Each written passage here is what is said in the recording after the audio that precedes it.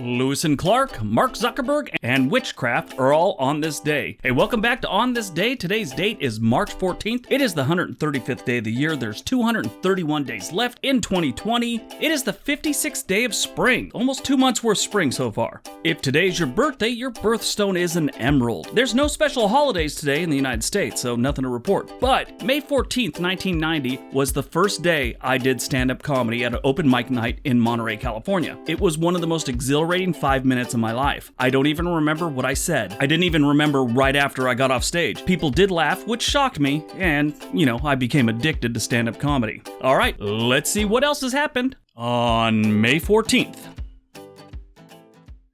1800, the 6th United States Congress recesses, and the process of moving the U.S. government from Philadelphia to Washington, D.C. begins the following day. Before Philly, New York was the nation's capital.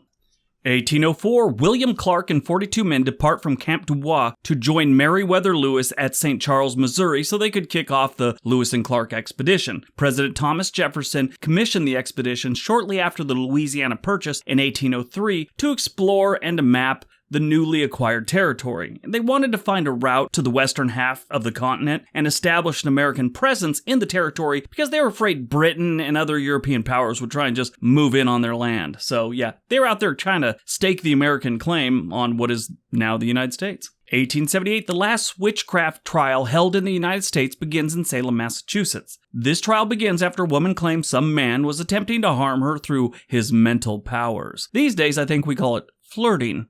1913, the governor of New York, William Sulzer, approves the charter for the Rockefeller Foundation, which begins operation with a $100 million donation from John D. Rockefeller. Rockefeller's interest in philanthropy and public relations began when a very unflattering book was written about Standard Oil and their crimes, the history of the Standard Oil Company. Yeah, the book prompted him to kind of want to clean up the Rockefeller image, and this was the beginning. 1948, Israel is declared to be an independent state and a provisional government is established. Right after the declaration, Israel is attacked by neighboring Arab states, triggering the 1948 Arab-Israeli War. This was the second and final stage of the 1947 to 1949 Palestine War. 1961, during the Civil Rights Movement, a white mob twice attacks a Freedom Riders bus near Anniston, Alabama. So they firebomb the bus and then attack the civil rights protesters who fled the burning bus. Anniston still sucks to this day. On my other channel, Anniston always seems to show up on bad towns. The place is horrible.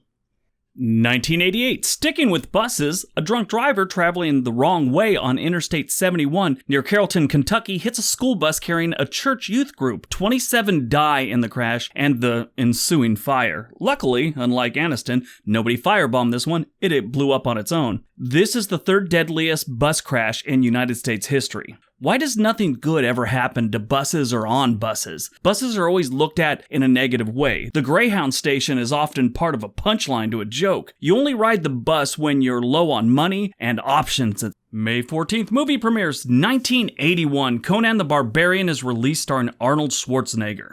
Sometime later, he becomes the governor of California. 2004, Troy is released, starring Brad Pitt, Eric Bana, Legolas, Peter O'Toole, and Brian Cox. Epic movie. Everyone should see that one. Born on May 14th, 1969, Cate Blanchett, Australian actress. Australian. I thought she was British. Yeah, you learn something new every day. 1984, Mark Zuckerberg is born, American computer programmer and businessman, co-founder of Facebook. Died on May 14th, 2015, we lost B.B. King, American singer-songwriter and amazing guitarist. He died at the age of 89 due to dementia and a series of small strokes.